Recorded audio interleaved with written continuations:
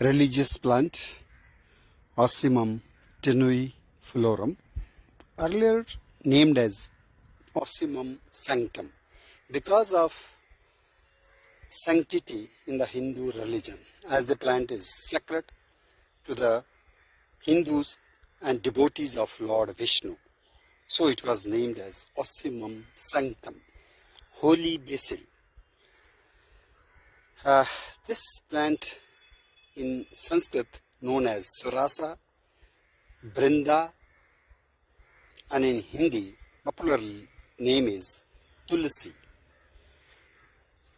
which means atulaniya, which is matchless, which cannot be compared with any other basil or plant. So Ocimum sanctum, popularly named as Tulsi. Today is Prabhadini Ekadashi or Devutni Ekadashi, which falls during the month of Kartik, which falls in November each year. And on this particular day, Tulsi is worshipped.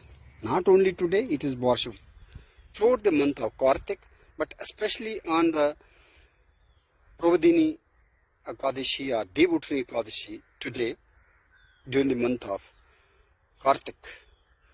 This particular plant has the religious tradition as Tulsi Vivaha, the marriage of Tulsi with Lord Vishnu, and Vishnu in the form of Shaligram, because there is a story where Brinda married to Jalandhara and who tormented Devtas, and on the instruction of other gods, Vishnu appeared before Brinda when Jalandhara was killed.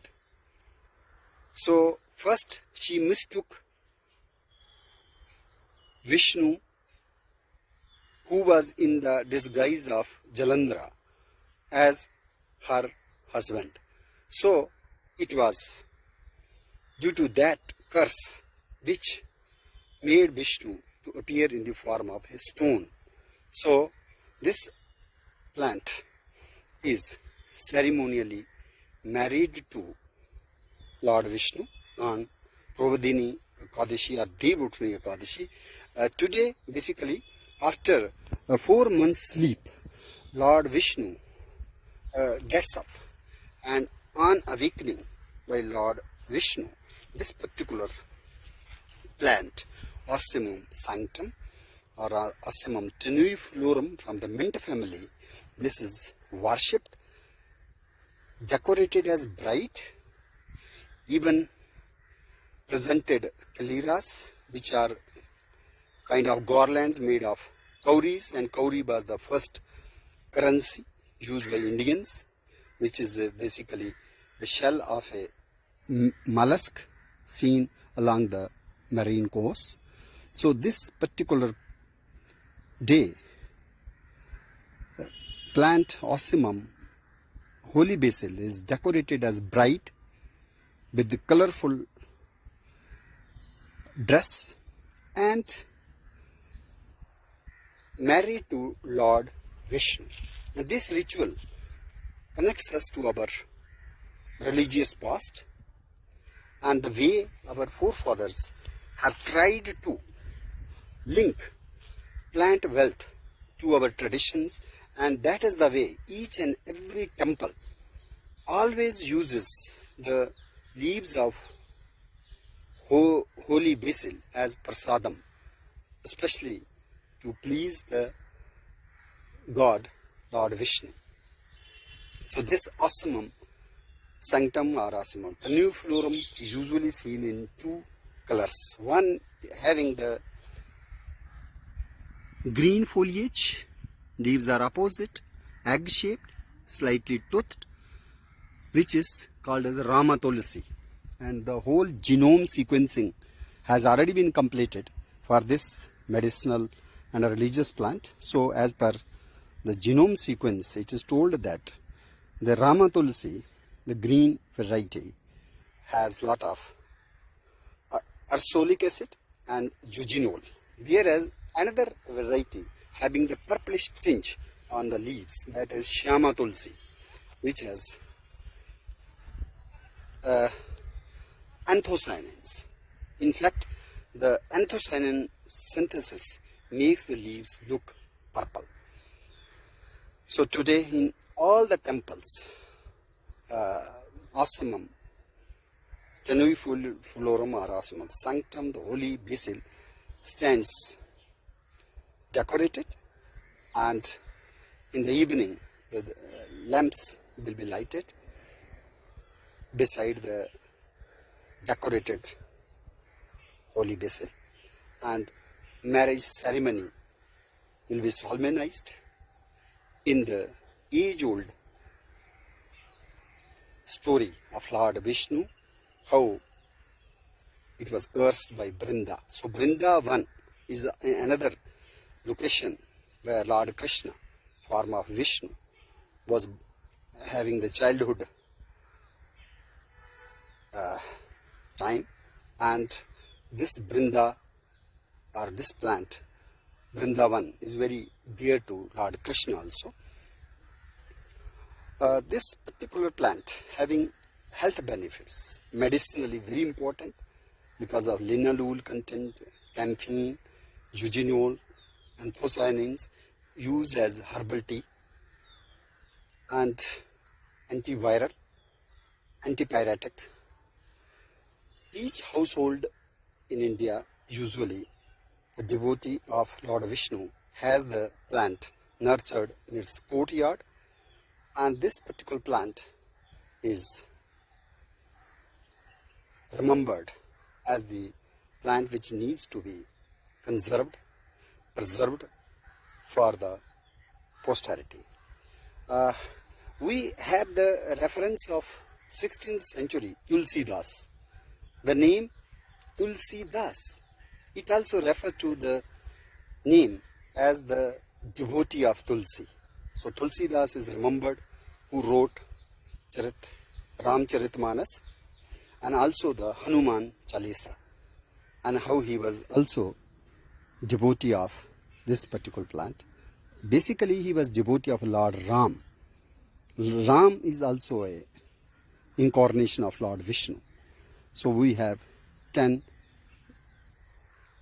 incarnations of Lord Vishnu in various forms, as Rama also, Krishna also, and even Parshuramji and many others. We have Mirichi germplasm of Osimum. So another species which is also called as Vanatulsi, which grows actually much taller and is shrubby in appearance. This is Osimum gratissimum. Sometimes it is also named as a Rama Tulsi, and at many locations even this plant is held sacred, and even this has lot of health benefits. Especially the leaf extract have the insect repelling qualities. Its leaves are also broader, much larger in size, and it appears as a lower shrub or a small tree. The flowers and fruits, they are born in typical arrangement which is named as verticillaster. So here we are able to see the verticillaster kind of inflorescence and even fruits, where each inflorescence has the leaves borne in whorls, and leaves are quite opposite, jacosate. So this is another shrubby basil called as the Rama Tulsi. In case of Asimum, Tenuiflorum or other species, we have the unique bilabiate flower with bicarpellate gynoecium, gynobasic ovary, and leaves borne in opposite dacosate fashion. Even in Kashmir especially, we have another food basil or cooking basil. The basil, this is also ossimum, but usually employed in cooking, in flavoring cuisines. It is used as condiment, popularly named as babri biol in Kashmir, malli or khadmalli in Dogri. Najposh is another name for this basil, which in contrast to holy basil is named as sweet basil. Its leaves are highly fragrant, aromatic. They are used in cuisine making for flavoring recipes. This is another Tulsi, kind of Tulsi plant, which along with Ossimum sanctum or tenuiflorum, this is also planted, conserved, preserved in the kitchen gardens, in the courtyards. But this particular plant has much larger leaves. They are without any teeth, means margin is entire, and we are able to focus on few flowers also, which look purplish white or light pink with stamens seen, and bilabiate corolla, and inflorescence is typical verticillaster type for any ossimum. So this is Ossimum basilicum. Its seeds are available, they are marketed, traded, and especially during the month of Navaratra or Ramadan, the seeds are soaked in water, and that water decoction is taken for the healthy digestion and for other health benefits, apart from its use in the cuisine making or condiment making. So this is Ossimum basilicum or sweet basil. If we go to the wilderness, we find another plant which looks very similar to Ossimum basilicum, which is wild basil or thyme basil.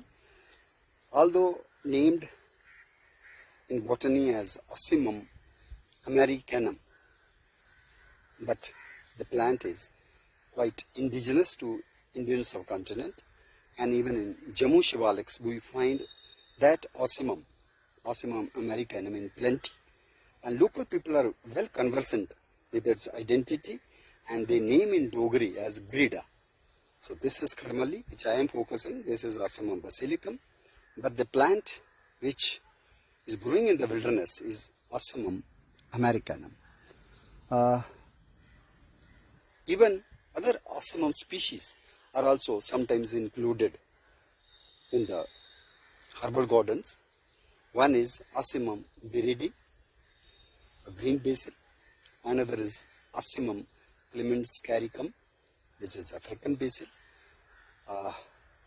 also known as the camphor basil. But this particular basil, which is Ossimum gratissimum, it is also named as the clove basil.